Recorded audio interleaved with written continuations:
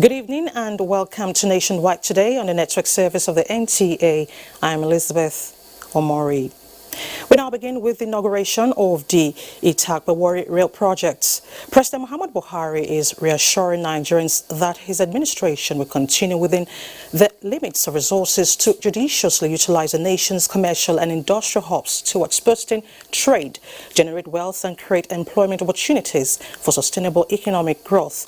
This was while inaugurating virtually the Itakpe-Ajaokuta-Warri rail line, an auxiliary facility yard at the recently named Goodluck Jonathan Railway Complex, Agbo, Delta State. State House correspondent Adamu Sambo reports.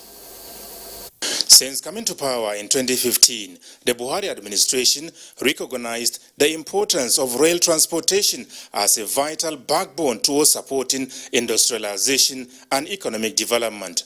The Itakpe-Ajaokuta-Warri rail line that has been in limbo for 30 years is one of those prioritized as viable routes towards achieving effective and efficient train services supporting Nigeria's trade and commerce. The railway infrastructure that I have the honor to commission today is an important link for the country's economy as a central rail line. This government has also approved to link this line further from Itakpe to Abuja, thereby connecting the northern zone of the country and also extending southwards to link the Warri port. It is my high expectation that this project, a vital link of south-south geopolitical zone of the country to northern zones, would be completed during the tenure of this administration. The project, the president believes, will link people across the cultural divides and expand the frontiers of trade and commerce, thereby leading to better standards of living for Nigerian citizens. The president therefore enjoined all Nigerians in the transportation industry, especially the railway subsector, to sustain their support to government in its drive towards achieving other railway infrastructure projects. By the same token, I urge other sectors who will be primary beneficiary of this transportation backbone, including the iron and steel sector, stakeholders in the agricultural and mining sectors of this corridor, as well as the host communities, to protect and sustain this infrastructure and maximize the benefits that could be derived from it, which is readily available at their doorsteps. This project will increase the volume of their trade and kickstart, resuscitate the iron and steel complexes. All this, I hope, will improve our industrial potentials and capacities as well as boost employment. The Itakpe-Ajaokuta-Warri rail line is expected to account for close to 1 million passengers a year, as well as unleash approximately 3.5 million ton capacity of freight that will service all off-takers on the corridor and beyond. From the State House, Adamu Sambo, NTA News. After 33 years, the Itakpe-Ajaokuta-Warri rail line will begin commercial operation. With the inauguration of the project by President Muhammad Buhari, it is the second standard gauge rail line in Nigeria. Oinaya Kaluoka, who was at the inauguration ceremony in Agbo, Delta States, brings us an update. A scene of joy here in Agbo in Delta State as we're here at the Goodluck Jonathan's mega train station. The people of the South are happy, as well as Kogi people, as this particular rail line is set to link Kogi, Delta and Edo. This rail line, as you know, was first awarded in 1987 by past administration and was abandoned for about 33 years. This is a very important landmark achievement of the President Muhammad Buhari-led administration. While coming on board, he promised Nigerians that all important abandoned projects are going to be completed by his administration. And this commissioning ceremony, we are witnessing one of the most important transmission system that was abandoned long time ago. The people are happy. They say it is a dream come true, as they described it as a reflection of the legacy of railway modernization in Nigeria that is going to bring a lot of change to them. The people have anxiously and be waiting for this project to actually be commissioned. The Agbo people and our people at large that are excited to see a day like this in history. It's a thing of joy to have a railway station here in the South. It's a very laudable project. The project has multiplier effects on health, standard of living and revenue generation. It's going to ease transport, provide job for people. Definitely, it is a good thing. The Itakbe-Ajekuta-Warri rail line was initially meant to serve as a steel producing industry, but now upgraded to a multi-purpose railway line serving the public. It is a 326 kilometers line with 12 train stations and they are state-of-the-art train stations. In 6 years, President Muhammadu Buhari's administration has completed 3 mega rail line stations: the Abuja-Kaduna standard gauge rail line, here in Itakbe-Ajekuta-Warri rail line, and the Lagos-Ibadan rail line, which will soon be inaugurated. From the Goodluck Jonathan mega station in Agbo Delta State, Oyinaya Kalu Oka, NTA News. And in other news, the National Assembly has reconvened and received the Petroleum Industry Bill 2020 from the executive, as both chambers promised to give it consideration. President Muhammad Buhari requested the National Assembly's approval of a fund of 148.1 billion naira to 5 states for federal roads contracts executed on behalf of the federal government. The president requested for the confirmation of 8 nominees as chairman, executive vice chairman and members of the Federal Competition and Consumer Protection Commission, 2 non-carrier ambassadors designate from Yobe and Niger states, 6 nominees as chairman, director general and members of the National Pension Commission. He also requested a confirmation of 8 justices of the Court of Appeal as justice of Supreme Court of Nigeria. Meanwhile, the House of Representatives is to re-gazette the Water Bill 2020. Now, the former military president, General Ibrahim Babangida, and his counterpart, General Abdulsalam Abubakar, have commended the resilience of Nigerians for remaining indivisible after 60 years of independence. The elder statesmen gave the applause in separate media sessions at the hilltop residences in Mina, Niger State. Fatima Usman has details. Military leaders General Ibrahim Babangida and General Abdulsalam Abubakar say the country still maintains her position in the Committee of Nations and not doing badly compared to other developing nations around the globe. A little bit of constitutional crisis, then there is what we call internal security situations in the country, the operations that culminated into a civil war.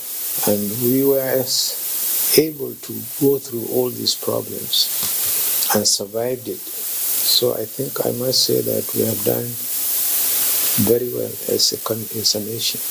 How do we work as a nation?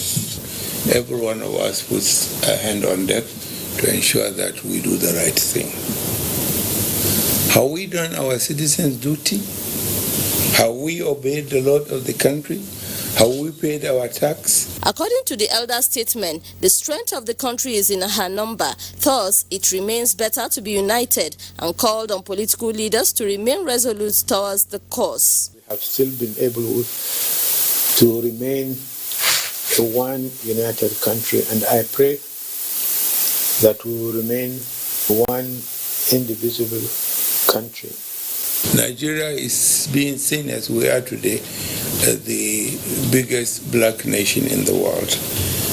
And I believe this way we can make impact in world politics. General Ibrahim Babangida and his counterpart both hope for a developed country and call on all to give peace a chance, while encouraging politicians in government and the opposition to see themselves as partners in progress to fast-track reaching the peak of the country's potentials. In Mina, I am Fatima Usman, NTA News. Foreign policy experts have called for dynamism in Nigeria's engagement with other countries to enable her maintain its integrity and relevance. Butwa Mila reports that the experts made their plea while discussing Afrocentric foreign policy, how beneficial to Nigeria at 60 on Good Morning Nigeria. Independence. Nigeria's foreign policy had centered on Africa, which made it a Pan-African concept. From cornerstone to concentric circle, people diplomacy and economic diplomacy, Nigeria's foreign policy focused on solidarity, decolonization, apartheid, and above all, dedication to African unity in the last 60 years. Guests on Good Morning Nigeria have divergent views on the consistency or otherwise of Nigeria's foreign policy, but emphasize dynamism and radicalism in Nigeria's engagements with other nations. They argue that Nigeria had in the last 60 years contributed a lot to the development of African countries, but had not got much in return. From the onset, say that you do not frame your foreign policy on the basis of give and take, on the basis of returns, particularly material returns. Thereby, whoever frames the foreign policy of a country will first and foremost have the objective in his front, before him or before her. Ambassador Saki is saying foreign policy is not meant, it's not a question of giving and taking. He's right, only to a very limited extent. Let's put the record straight, first of all. The guest also said precision is needed for the Nigerian foreign policy to take shape in the country. When you put so many hands in the pie, you spoil the pie. Look at foreign ministry, struggling to do this work. Why can't you allow the experts? So that when we fail, we take the responsibility. Your respectability in international relations is not dependent on your past benevolence. It is a function of the leverages you can bring at the table at any point in time. Professor Bola Akinteriwa advocated Nigeria first in the Nigerian foreign policy going forward. In Abuja, Butwa Mila, NTA News. The federal government has declared Thursday, October 1 as a public holiday to mark the nation's 60th independence anniversary celebration. The Minister of Interior, Ralph Aregbesola, who made the declaration on behalf of the federal government, congratulates all Nigerians on the celebration of the country's Diamond Jubilee and assures of government's unwavering commitment to the socio-economic transformation of the country. He therefore called on all Nigerians to join hands with the federal government in its quest to ensure a better Nigeria for all citizens, both at home and abroad. You're watching Nationwide on NTA. Port Harcourt is our first port of call, and Jenny will be our guide. Hello, Jenny. Thank you, Elizabeth. In keeping with the tradition of one of the hallmarks of Nigeria's independence, President Muhammadu Buhari unveils the nation's 60th logo and theme. Correspondent on special assignment reports on the significance of the theme, Together We Shall Be.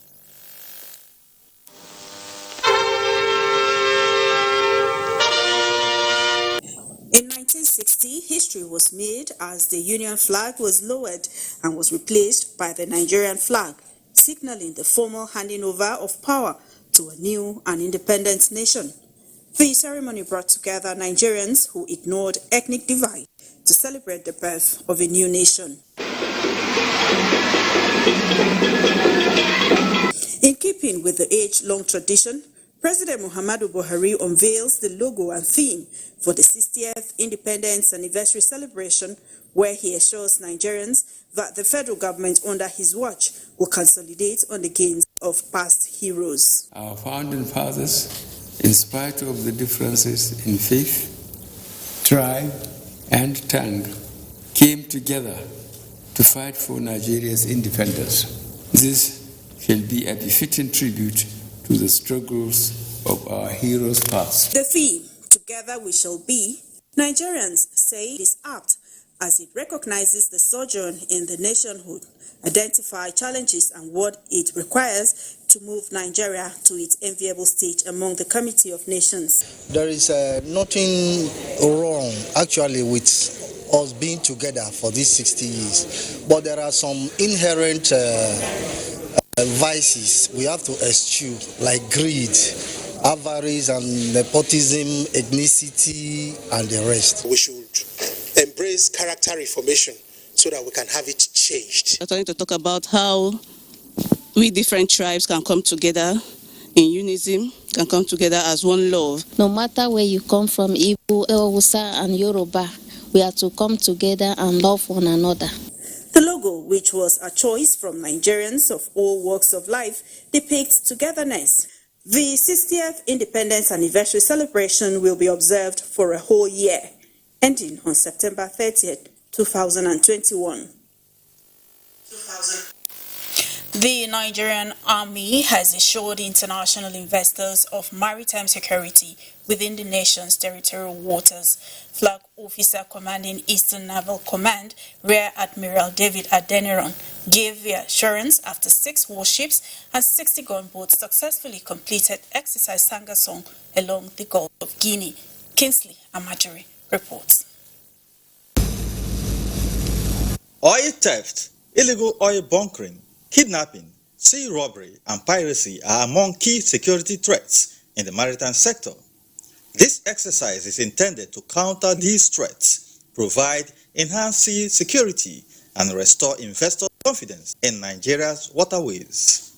The Eastern Naval Command also used the platform to assess the operational readiness of its fleet, evaluate personnel skills and capacity towards responding to maritime threats, while also retraining the participating naval personnel. We have to reassure our trading partners, that's Nigeria's trading partners, that our waters is safe. Participants were trained on sea navigation, search and rescue operation, equipment handling, medical evacuation, among others. In Port Harcourt, Kingsley Amajiri, NTA News. And Nationwide will continue with Elizabeth after the break. Candidates who applied for admission into Ahmadu Bello University NTA TV College degree program in mass communication for 2020-2021 academic session are invited to a post-UTME and direct entry screening exercise scheduled as follows. Date: 15th to 17th October 2020. Venue: NTA TV College premises, Rayfield, Jos. Time: 9 a.m. daily. Screening fee: 2,000 naira, paid through the remitter platform in any commercial bank in favor of NTA TV College, Jos. Eligible candidates are those who indicated NTA TV College as their first choice and scored 180 and above in the 2020 UTME examination. Candidates are expected to come along with the originals of their O-level certificates, JAMB slips, birth certificates, indigenship certificate and proof of payment. Direct entry candidates are expected to come along with their original diploma certificates, A-level results in addition to the other credentials mentioned above. Shortlisted candidates without O-level results will not be cleared by JAMB. Therefore, all candidates are advised to visit any JAMB office or accredited CBT center nearest to them to upload their O-level results. Wearing a face mask is compulsory for admittance into the college premises, in addition to strict observance of other COVID-19 safety protocols. Announcer, Registrar.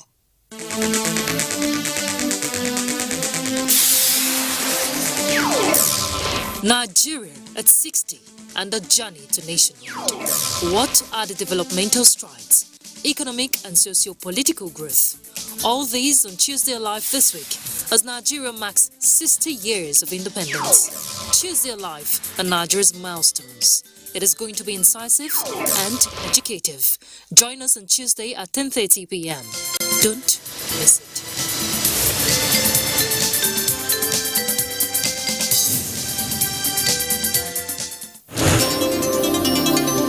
NTA News 24.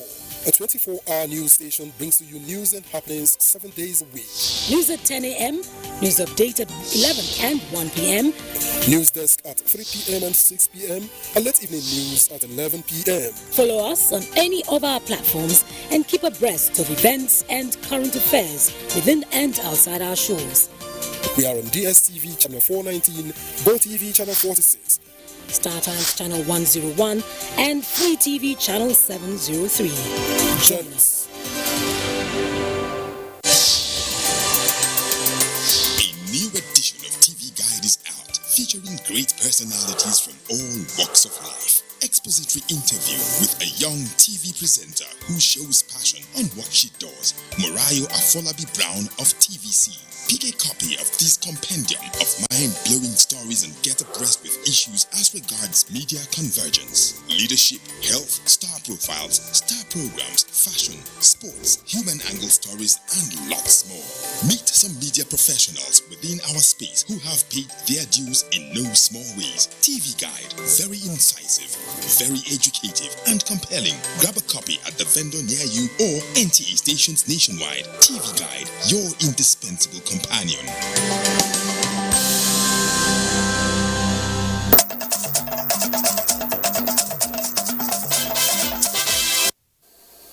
Thanks for staying with the NTA. People of Hadija Emirate in Jigawa State continue to live in fear as flood destroys thousands of hectares of farmlands in residential areas. Mansur Aliu Hassan reports that the flood may not be unconnected with the overflow of River Hadija following the release of water from bigger dams in neighboring states.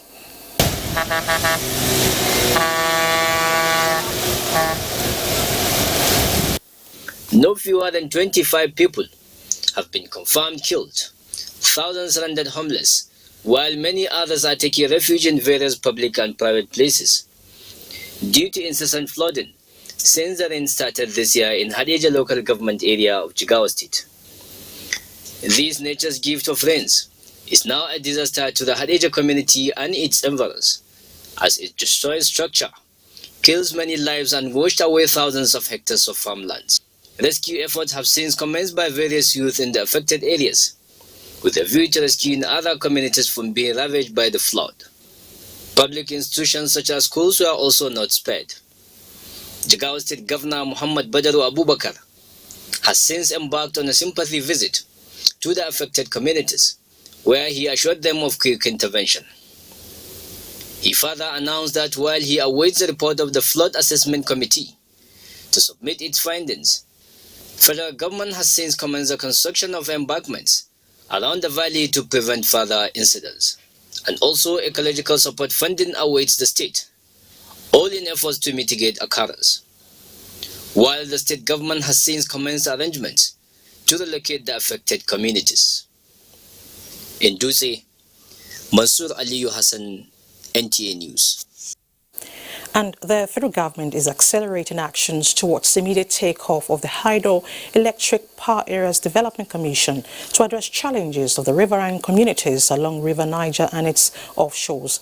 The Attorney General of the Federation and Minister of Justice, Abubakar Malami, disclosed this while on a sympathy visit to victims of flood disaster in Kebbi State. Nuratanko Wakili reports. Traditional institutions are said to be closer to the people and therefore feel directly the impact of whatever affects them. It was in recognition of this that the Minister of Justice Abubakar Malami identified with these institutions in sympathizing with the people of Kebbi State who suffered losses from the flood that ravaged parts of the state. The disaster in magnitude is indeed overwhelming, and the federal government is doing what it takes. And on our own side of the support, myself and indeed the Kadi Malami Foundation and the Kadimia for Development, for Justice and Development Initiative, which are foundations with which I am associated with, have indeed considered the possibility and the need to provide the desired support, and we have mobilized to see what support we can give, both in cash and in kind. The minister said in addition to relief assistance and reclaiming of damaged infrastructure, the federal government will adopt an institutional framework to forestall recurrence of flood and its impacts on the affected communities. Part of this, the minister said, is the resolve of President Muhammadu Buhari to ensure immediate takeoff of Hyperdeck. It is intended to be a commission to be put in place for the purpose of providing the necessary support in terms of research and associated developments to ensure at the end of the day that we do not experience these further unfortunate incidents in the future. The minister, who visited 12 out of the 18 local government areas affected in the state, also assured of the federal government's commitment in tackling security challenges in the country. Emirs of Gondo and Argungu, as well as other traditional leaders, thanked the minister for the visit and commended him for identifying with his people and supporting them to cushion the effect of the disaster. Nuratanko Wakili, NTA. Let's shift attention to food sufficiency. Prices of grains are gradually dropping in Sokoto State as new produce are coming to the markets. Sheikh Mohammed Dati has a situation report. This marks a turning point for food price, with new farm produce making their way to the markets. Harvest of grains has just commenced. Elias Abubakar, a grains seller, said the prices are gradually declining.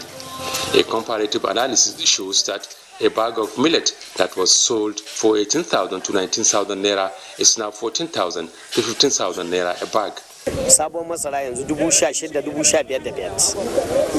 Umar Shuni, a grains seller, said that a bag of maize that was sold at 19,000 to 20,000 naira is now 15,500 to 16,000 naira, while beans price remains unchanged for now.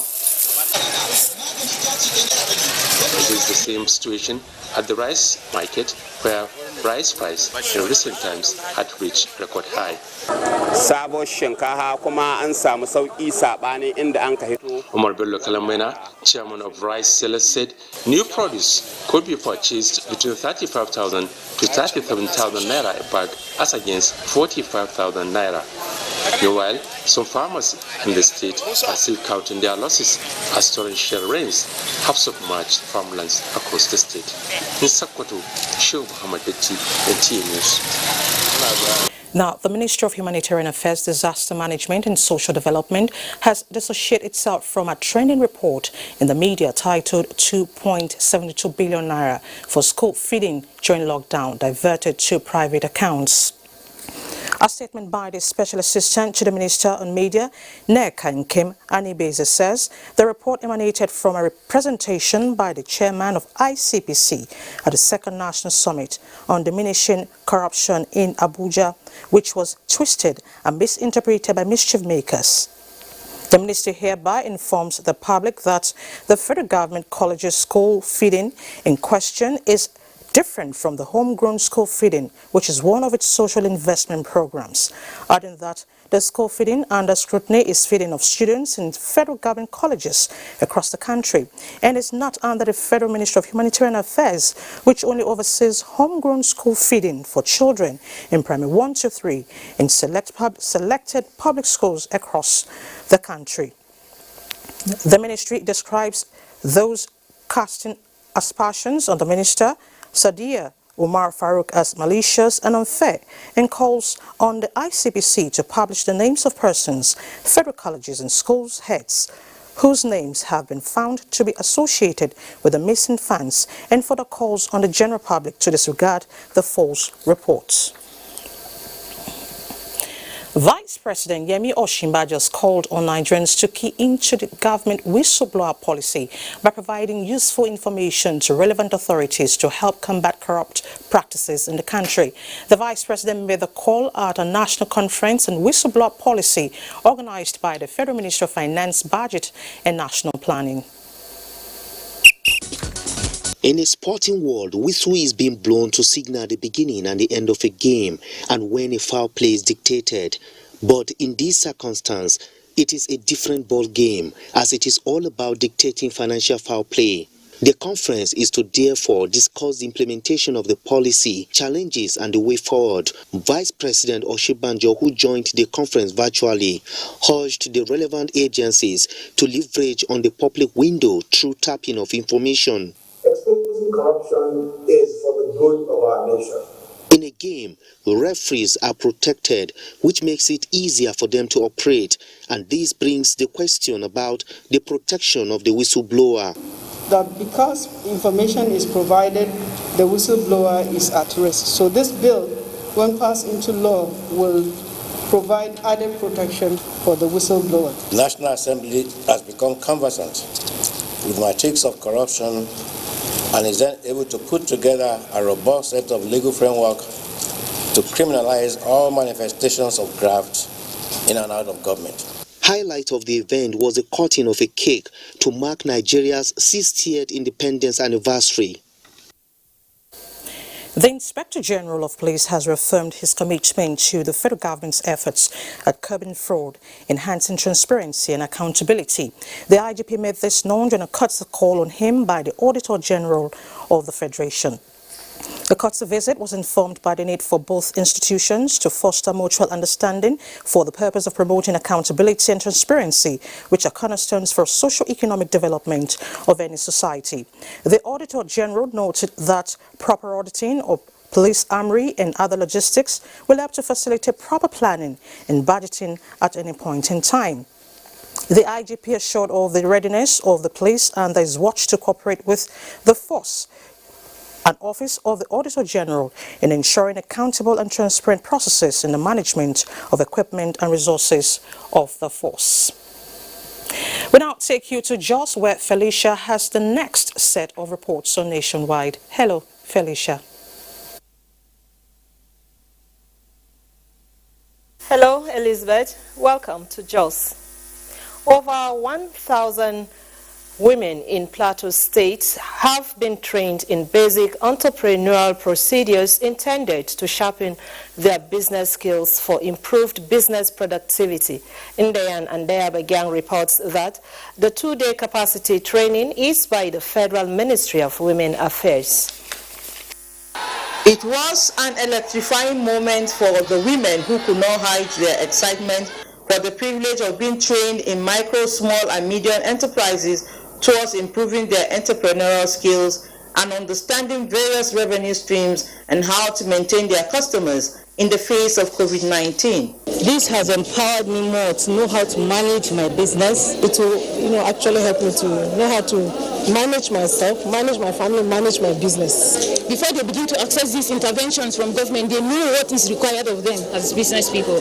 For the Federal Ministry of Women Affairs, it is a strategic intervention to train over 3,000 women across the 6 geopolitical zones of the country. Training we do to empower them is train the trainer, and we'll keep doing it. Once they are trained, they are given starters pack to start their small scale businesses so that women can be able to survive the adverse effects of COVID-19 on them. The Plateau State government noted that women are on the threshold of being free. There's nothing that can be greater than helping the woman to help her family and help the nation. The women, amongst them the fiscally challenged, were given financial assistance to support their businesses. In Jos, Ndayan and Dayabagang, NTA News. To stem the scourge of infant and young child malnutrition in Plateau State, support groups and caregivers were trained on best child feeding methods. The training is a collaboration between the Plateau State Primary Healthcare Board and the United Nations Children's Fund, UNICEF. Elizabeth Tukai Andrew reports. Malnutrition is considered as one of the challenges confronting infant and young children in most states of the country, especially in rural communities where access to balanced diet is insufficient. According to indicators, in Plateau State, the situation is stable, but stunting and moderate acute malnutrition is on the rise. Therefore, these infant and young child feeding support groups are first line of intervention to prevent malnutrition. So what we are doing now is training the people that are going to go around to the various local governments to also train people on how to educate the mothers on how to make sure these children get what they are supposed to get. In Nigeria, there is a lot of nutritious food, but sometimes mothers do not have the ability to understand how to use the available, affordable, and nutritious food. The groups will be equipped with knowledge and skills on proper feeding and in turn train caregivers in their host communities. At the end of this training, I will be able to go back to the LGA, step down the training to the LGA team, because in the community there's need for that, to train them on infant and child feeding to prevent malnutrition. The first 3 groups from Shandam, Mangu, and Jos North local government areas will undergo 3 phases of training. In Jos, Elizabeth Kai Andrew, NTA News. Elizabeth, Jos is done. It's back to you for more on Nationwide. So much, Felicia. Let's now shift attention to communications. In furtherance of developing the capacity of Nigerians to use technology to solve problems, the Minister of Communications and Digital Economy has launched the Digital Niger portal and mobile app, which it says will provide a platform to empower Nigerians to develop relevant skills and build innovative solutions to address challenges within the country. It will enable us to identify skilled Nigerians for additional capacity building opportunities and allow us to easily conduct surveys to identify causes of our interest. Students will receive certificate of completion after completing the courses. Step procedure for using the platforms will be made available on the ministry's website and social media pages. Now, a proposed biotechnology research center is to be established in Calabar, Cross River State, an indigenous firm with foreign technical partners whose Calabar has chose Calabar as appropriate site for the project. Paul Abel reports that the concept of the project, which is based on clean energy, was presented to Governor Ben Ayade. The Biotechnology Research Center is to create cleaner, affordable and environment-friendly energy with carbon-free emissions. Some of the benefits and byproducts of the center include reduction of greenhouse gases, therapeutic drinks, good quality roads, improved soil content laboratories, and adding to the pharmaceutical industry. We are very comfortable and happy to have you here, and we are very eager to allocate land.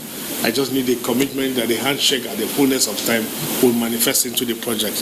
We are also looking at bringing in the nano emulsification fuel technology project in the next 2 months. That should commence in Calabar. The establishment of the facility is in line with goals 1 to 11, 13 and 17 of the United Nations Sustainable Development Goals. In Calabar, Paul Abel, NTA News. And out to education, University of Abuja will from this year's academic session begin railway engineering degree course to reciprocate China's gesture in Nigeria. Vice Chancellor of the university dropped the hint at the presentation of scholarship to 49 students of the university. Abdullah Musa Suleja reports. China and Nigeria share some things in common. While China is the most populous country in the world, Nigeria is its counterpart in Africa. As Nigeria marks her 60th independent anniversary on 1st October, China's 71st anniversary also falls on the same date. The 49 scholarships are part of China's continuous gesture in Nigeria's education sector. Celebrating October 1st together constitutes a unique bond between China and Nigeria. I wish to express my warmest congratulations to the 49 winners with the October 1st Awards, and I hope you together with your peers to carry on China-Nigeria friendship and become goodwill ambassadors of our two peoples. For the people of China, the embassy to have supported young people in this university like this, they are saying yes, they understand, and they are sincere in the way that they wanted the future of our young people to be brilliant. I want to thank you again. I want to assure you that this university will always be your partner. 26 of the beneficiaries are females, 7 postgraduates, and 42 undergraduates. Abdullahi Musa Sleja, NTA News. You're still watching Nationwide on NTA. Time now to head to Lagos, where Adeola is standing by with some reports for us. Hello, Adeola. Hello, Elizabeth. Prudent management of government resources will promote transparency and accountability, thereby resulting in both human and infrastructural development. This was the crux of a message at a capacity building on Fiscal Responsibility Act 2007 for members of staff of the Nigerian Railway Corporation in Lagos. Abolade Salami reports. Since the Fiscal Responsibility Act 2007 was signed into law and inaugurated in 2008, to ensure long-term macroeconomic stability and transparency in fiscal operations of the national economy. More than 1.8 trillion naira has been remitted into the Consolidated Revenue Fund of the federal government, with just about 5.8 billion naira of government investments covering personnel, overhead, and capital projects.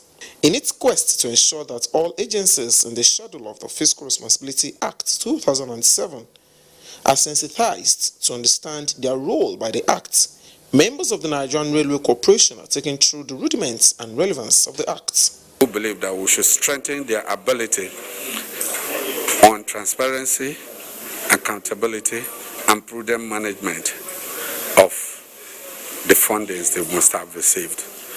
With the COVID-19 pandemic that has slowed down performance of most economies in the world, Nigeria inclusive, stakeholders agreed nothing must be left to chance. The NRC appreciates the rich course content designed for our staff, which is very suitable as we undertake this era of railway modernization. Will definitely aid the expansion of our horizons and provide better understanding on these issues for our participants. The need for government agencies to at all times be transparent, they submitted, remains a panacea to achieving a corrupt-free nation. In Lagos, Abolade Salami, NTA News. Residents and commuters plying Victoria Island and Lekki axis of Lagos State can now heave a sigh of relief as Governor Babajide Sanwo-Olu formally inaugurated the Victoria Island Lekki Traffic Circulation Project in Victoria Island. Nosa Osula reports. Traffic is more pronounced in certain states, such as Lagos, which is the economic hub of the country and having a population of over 20 million.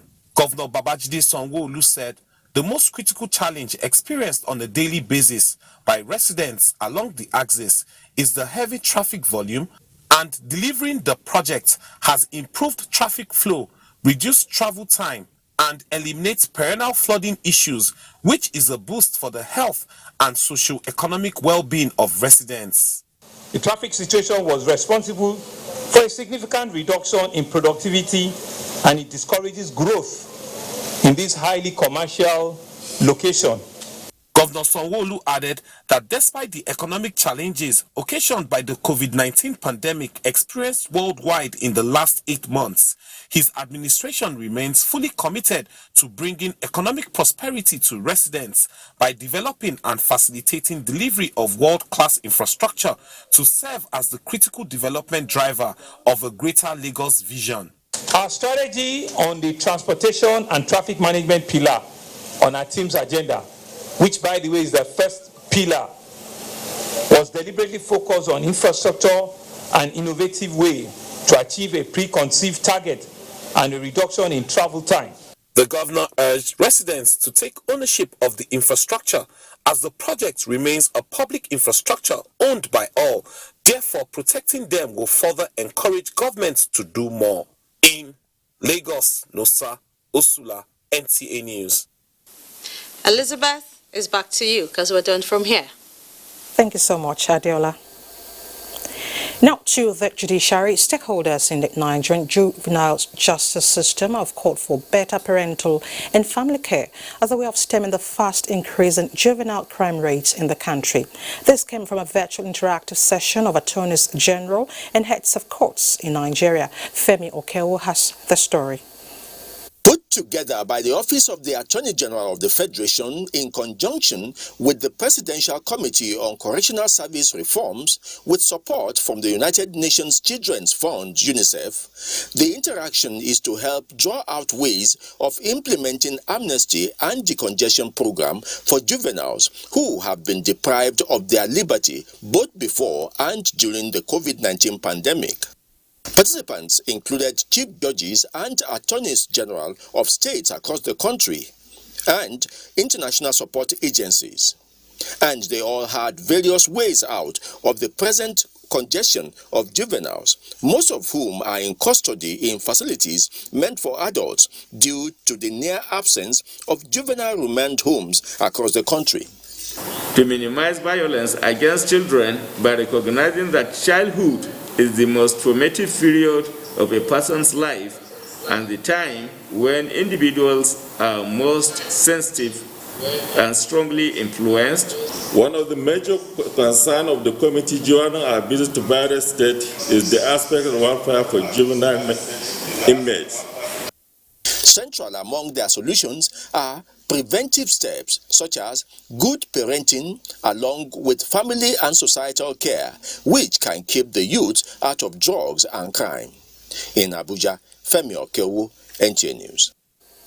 Meanwhile, the ousted All Progressives Congress APC party chairman in Niger State, Jubilee Imam, and the treasurer Shafi Abdulsalam have been granted bail by the Chief Magistrate Court, 1 Mina. Mukhtar Abubakar Wowo reports that the duo were granted bail in absentia, having spent 5 days in the correctional center for allegedly embezzling more than 856 million naira belonging to the party. The ousted All Progressives Congress Party chairman, Niger State, Jibril Imam, and the treasurer, Shafi Abdulsalam, were granted bail by the Chief Magistrate Nasur Ma'azu in the sum of 5 million naira and 2 shorties, each a like sum. The ruling added that the shorties must be residents within the jurisdiction of the court and are to prove ownership of the property. The duo, Jibril Imam and Shafi Abdulsalam, were arraigned by the police on a 3-count charge of criminal conspiracy, criminal breach of trust, and criminal misappropriation of more than 856 million naira belonging to the All Progressives Congress APC. 2 other ousted executives of the party in the state, Muhammad Liman and Muka Fasasi, secretary and welfare officer respectively, who are at large, were also joined in the false information report by the police. The case has been adjourned to the 5th of October for further mention. From the State Judiciary Complex, Mukhtar Abubakar, NTA News.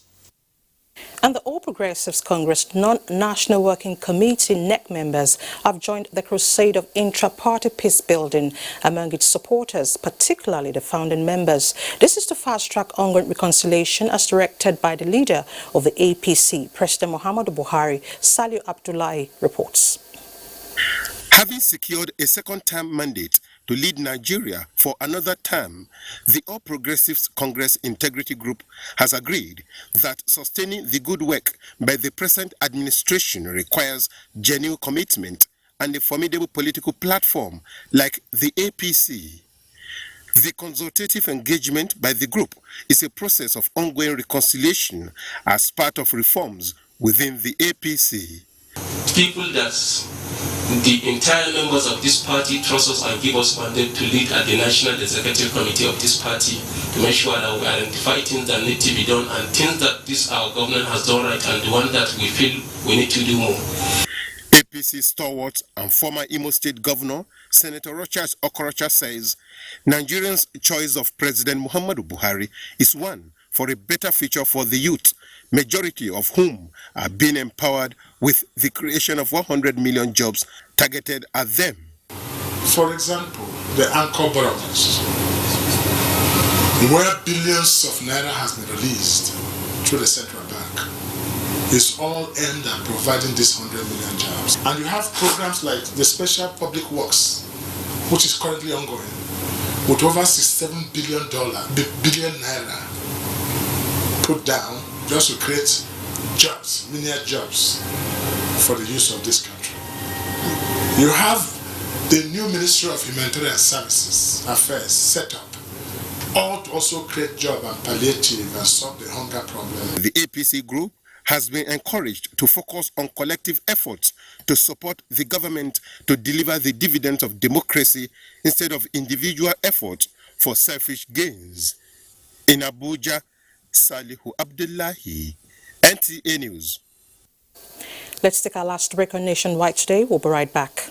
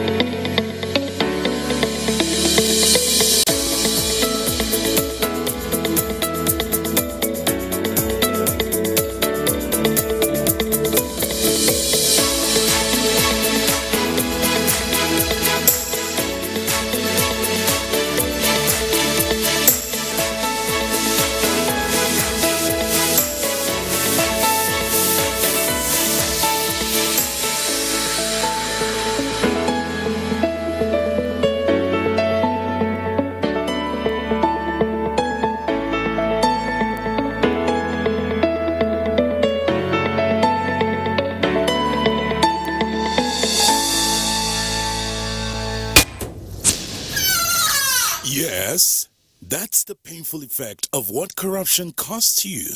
But what does corruption cost us all? Watch Bad Guys on NTA Network, 6 p.m. to 6:30 p.m. That was how it all started.